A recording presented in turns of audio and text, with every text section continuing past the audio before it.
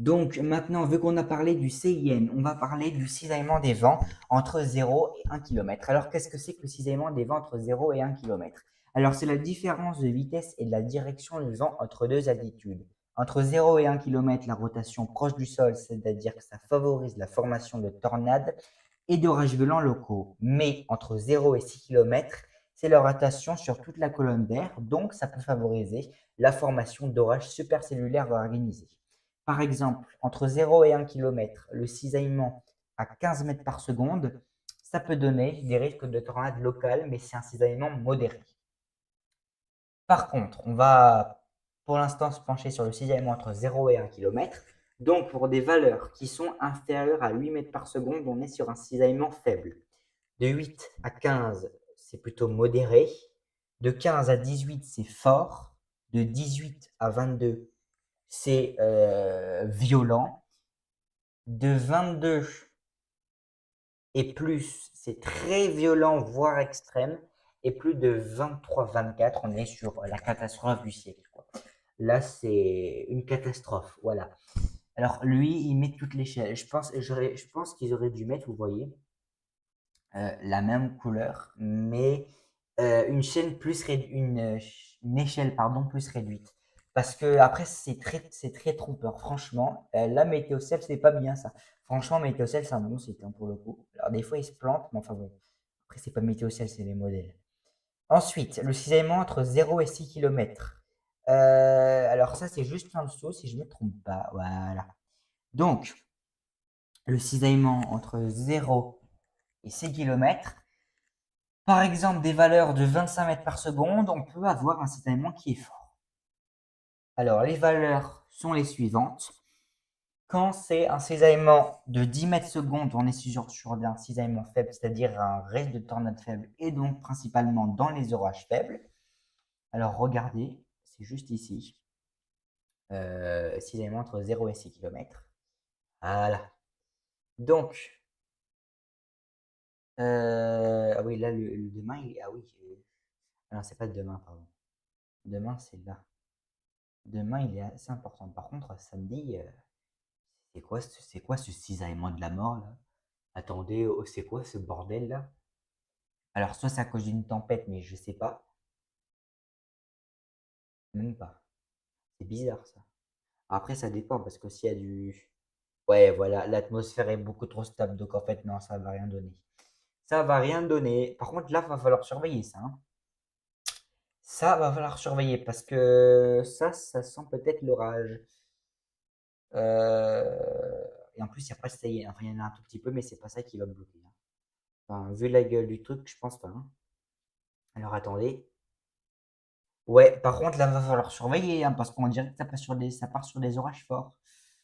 Alors attendez, rapidement, je vais regarder Kéronos. Alors franchement, les gens qui regardent ça en 2027, ils vont se dire, punaise, mais ça fait un an. Ouais, ça fait un an. Euh, alors attendez. Vendredi, il n'y a rien. Samedi. Ah, il y a des orages. Enfin, eux, ils disent des orages faibles. À mon avis, ce sera pas faible, hein. Ou, ah, attendez. Non, c'est même pas les archives. Je me suis dit peut-être c'est les archives, mais pas du tout, même pas.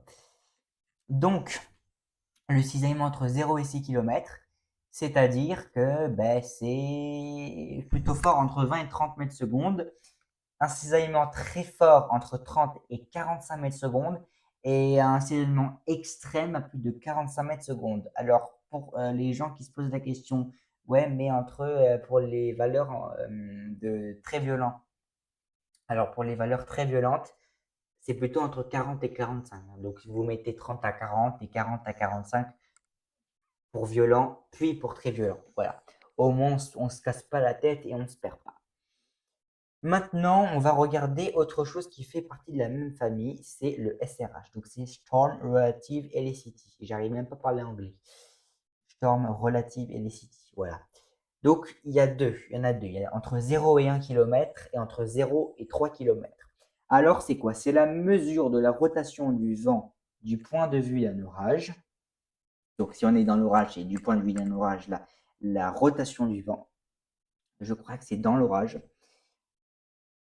Entre 0 et 1 km, la rotation, alors non, c'est pas dans l'orage, pardon. Entre 0 et 1 km, c'est la rotation près du sol, donc la possibilité d'avoir des tornades locales. Et entre 0 et 3 km, la rotation plus élevée, c'est des orages supercellulaires avec un fort potentiel tornadique. Par exemple, un SRH entre 0 et 3 km, ça donne un SRH de 250 mètres au carré par les secondes au carré.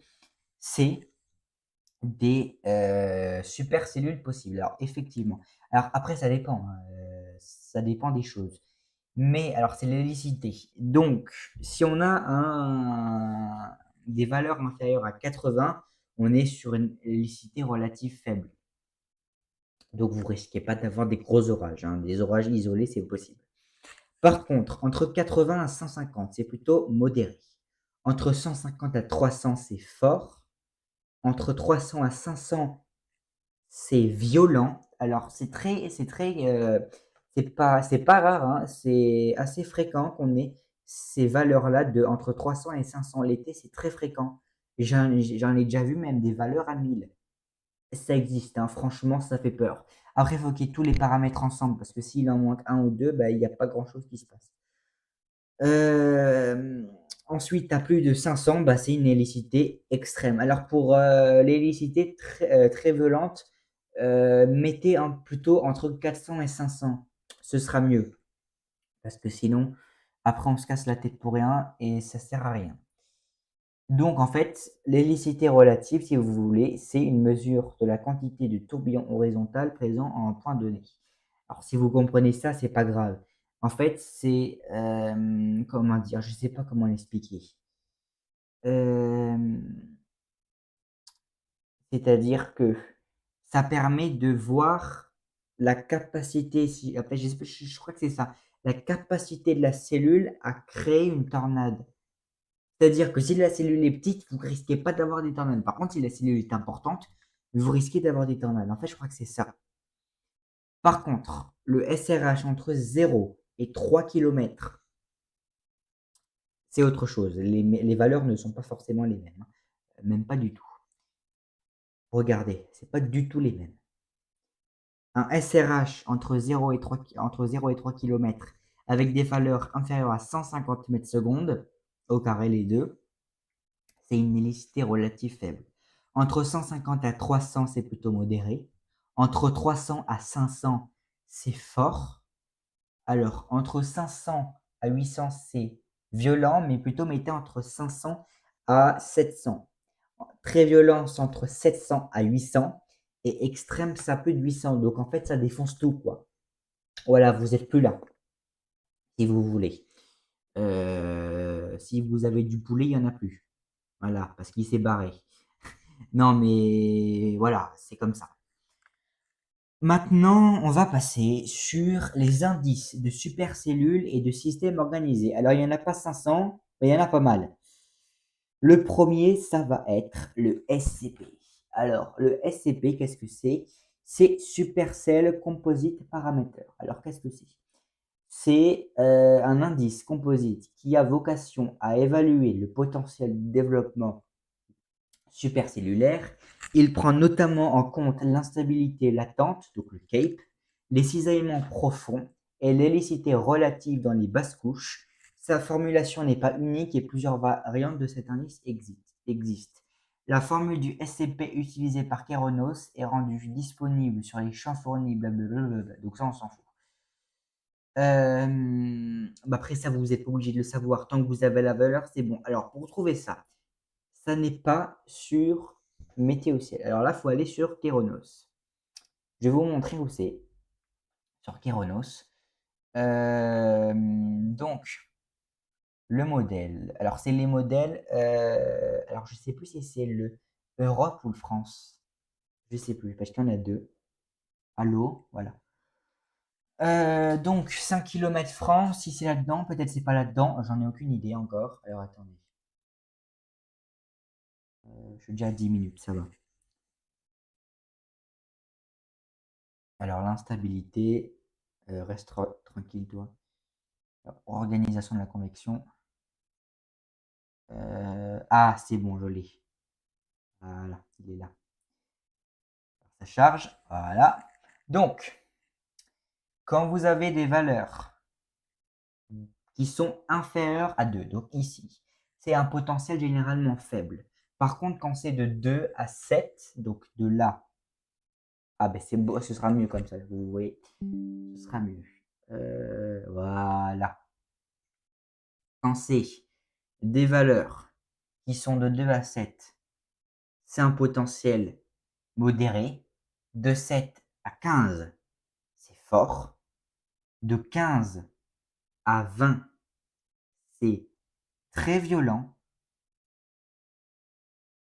Voilà. Alors, par contre, je dirais même que, pardon, le potentiel est fort de 7 à 15, mais fort, je dirais plutôt de 7 à 11.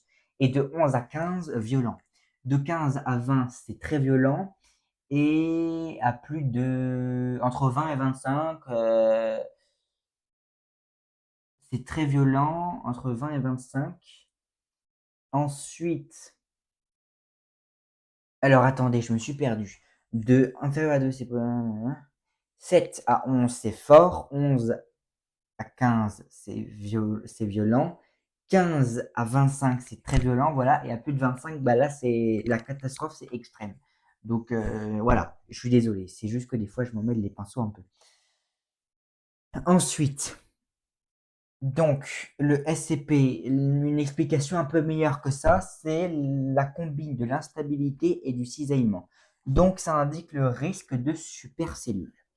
Donc, plus le SCP est élevé, plus le risque de supercellule violente est possible.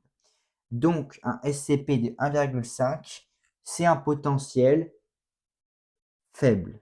Mais 8, c'est un potentiel fort. Voilà, c'est ça. Maintenant, on va passer au MCS. Alors, le MCS, il n'est pas là, hein.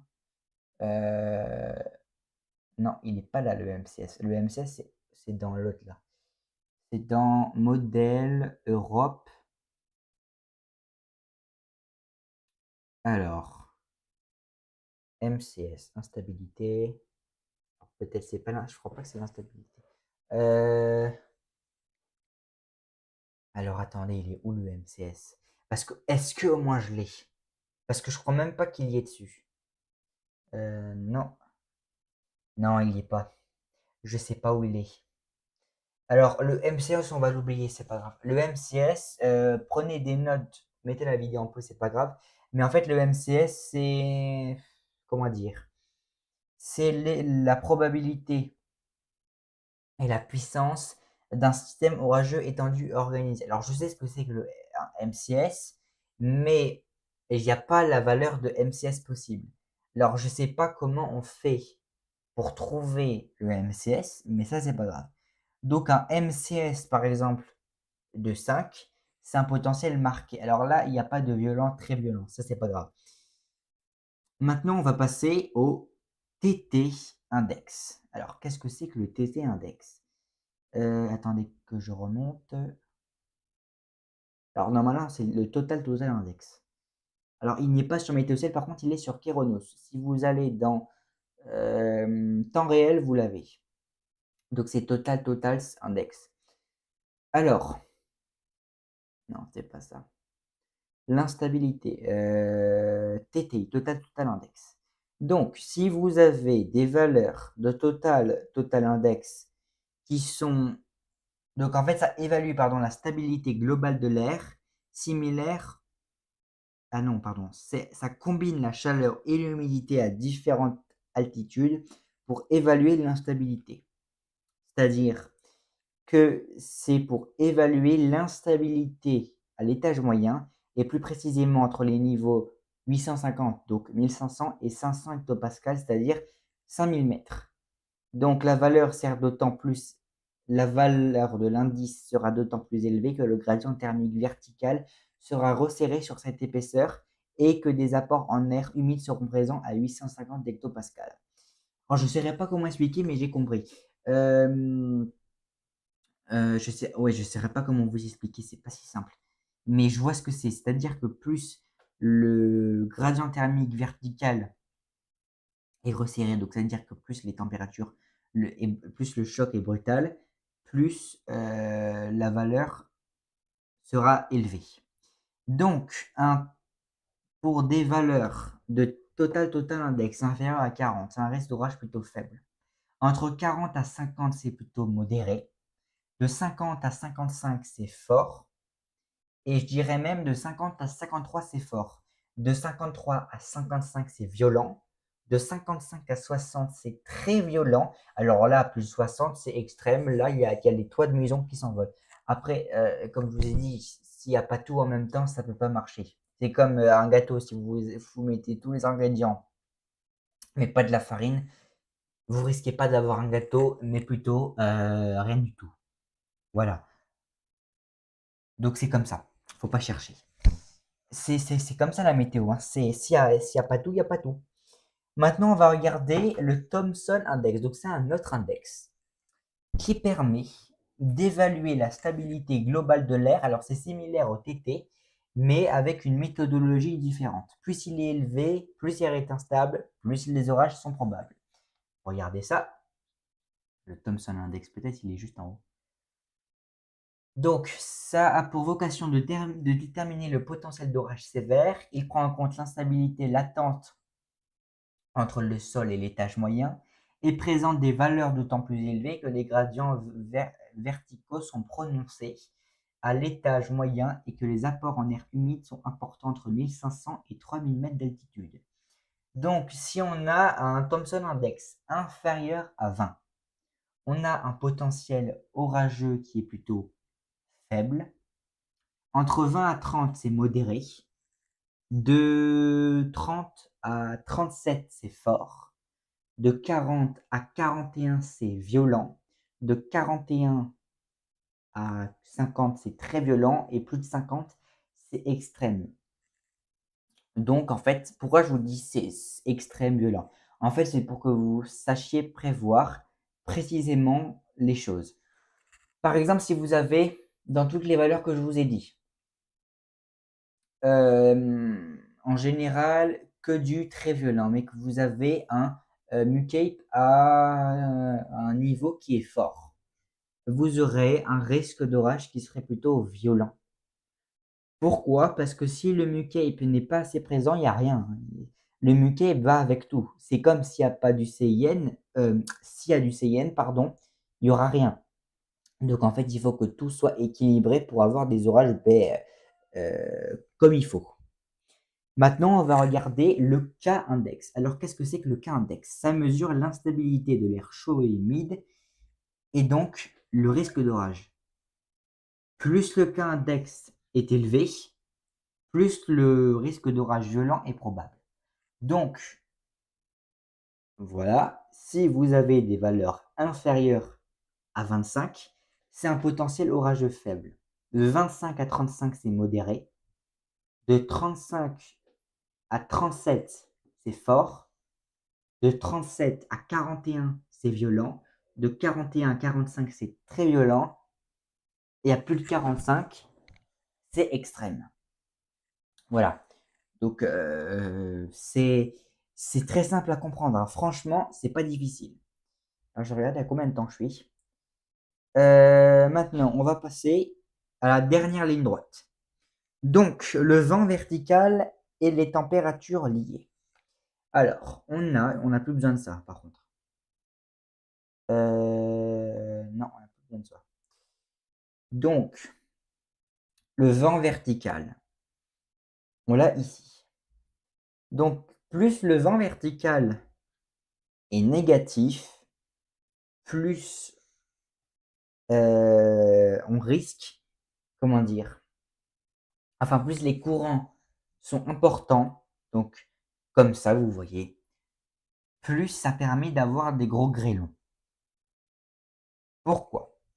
Parce que le vent vertical à 700 hectopascales indique la direction et la vitesse du vent à environ 3 km d'altitude. C'est utilisé pour comprendre les ascensions d'air et la convection. Qui dit ascension d'air, qui dit risque de grêle. Plus ce sera fort, plus ça va monter en altitude, plus ce sera froid, donc plus l'épaisseur de grêle sera importante. Par contre, et et avec cet air ascendant qui est très fort, si l'air descendant est très puissant, donc en bleu, donc l'air ascendant c'est en rouge et descendant c'est en bleu, plus l'air descendant en bleu est puissant, plus le risque d'avoir des grêlons gros sont probables. Pourquoi? Parce que si ça monte très rapidement et que ça descend très rapidement, ce n'aura même pas le temps de fondre que les grêlons vont tomber sur terre. Vous voyez?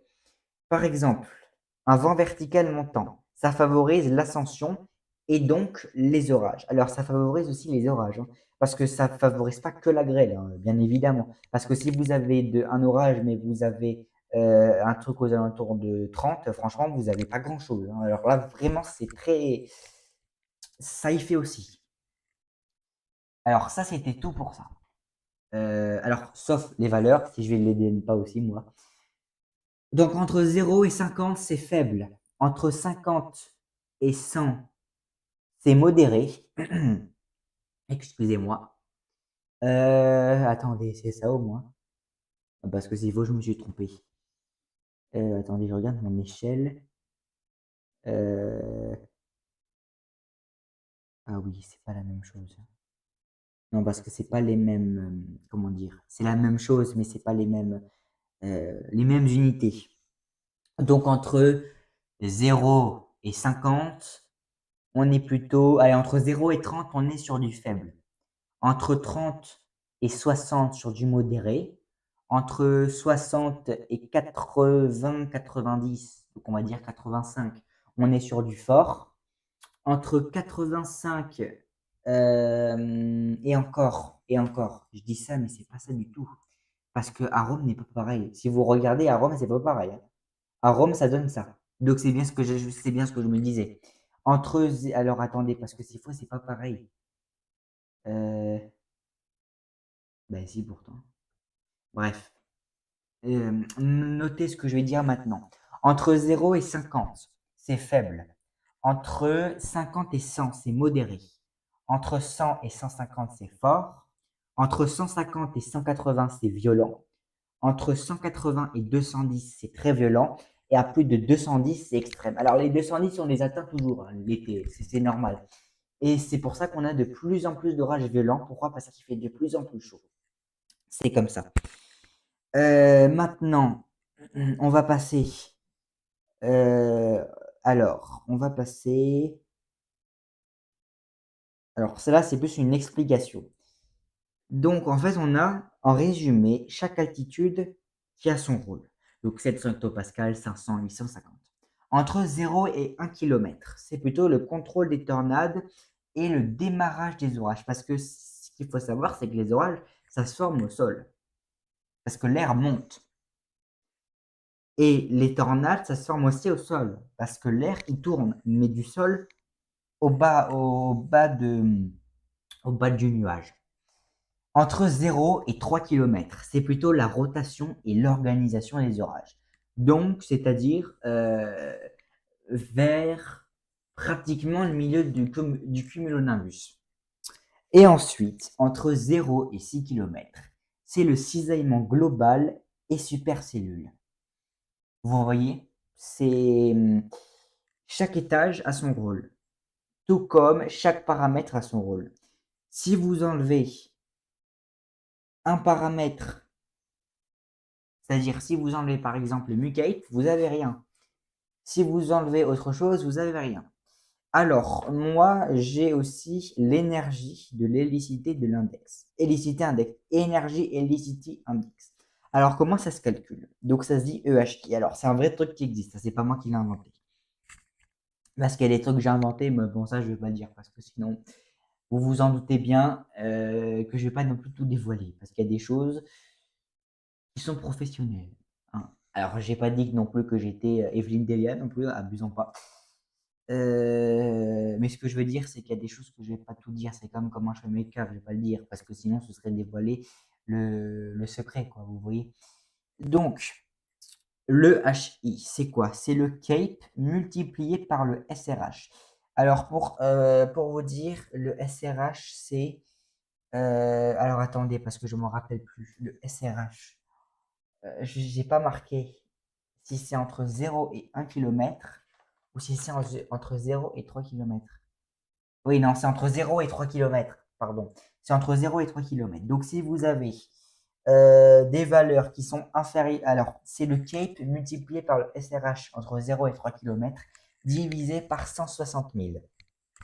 Donc, si vous avez une valeur inférieure à 1, c'est faible ou peu probable d'avoir des orages. Si c'est entre 1 et 2, c'est plutôt modéré. De 2 à 3, c'est élevé et probable.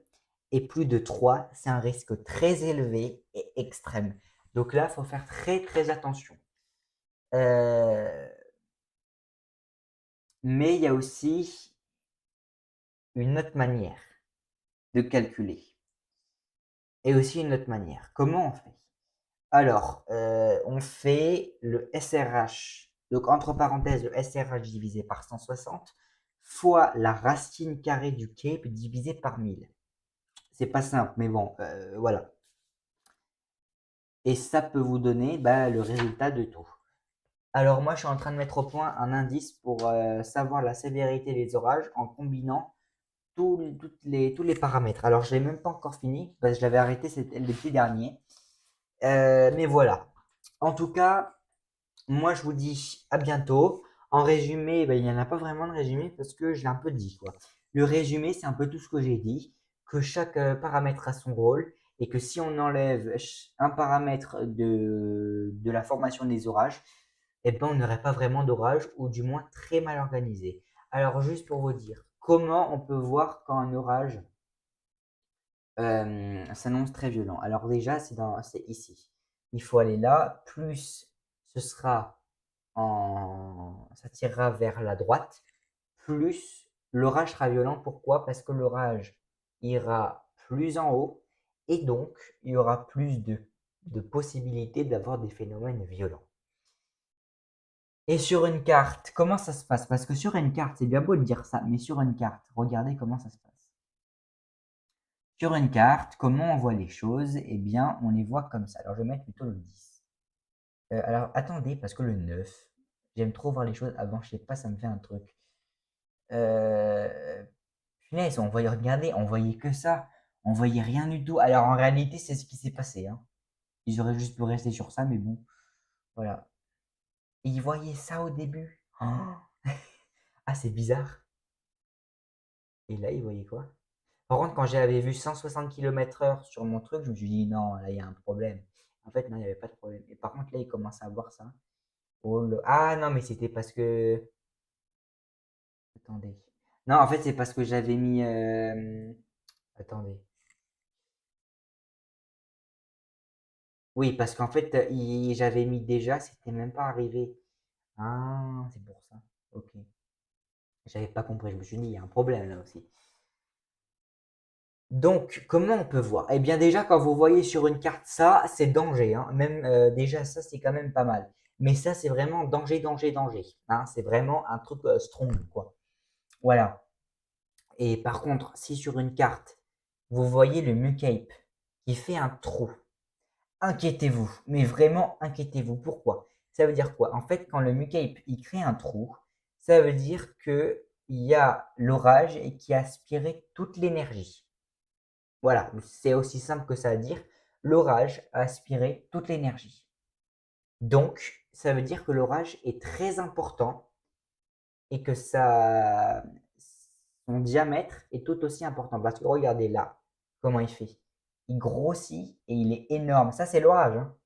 Ça, je vous préviens que c'est l'orage. Si vous regardez à 24 heures, voilà, 24 heures, c'est ça l'orage. C'est un énorme truc. Un énorme truc. Et les rafales, eh ben ça défonce tout. Voilà, alors là, il n'y a plus personne, hein. Dijon n'existe plus, Strasbourg, Saint-Dié, Épinal, Mulhouse, Vesoul et Belfort. Et Saint-Dizier, ça n'existe plus. Voilà. Donc, il faut aussi regarder ça, la signature. En tout cas, j'espère que cette vidéo vous aura plu. Moi, je vous dis à bientôt pour une nouvelle vidéo, c'est-à-dire dimanche. En tout cas, j'espère que cette vidéo vous aura plu. C'était La Colère du Ciel. N'hésitez pas à vous abonner, à liker et à partager la vidéo. On se retrouve à bientôt, c'est-à-dire dimanche. En tout cas, moi, je vous dis À bientôt. C'était La Colère du Ciel. Ciao!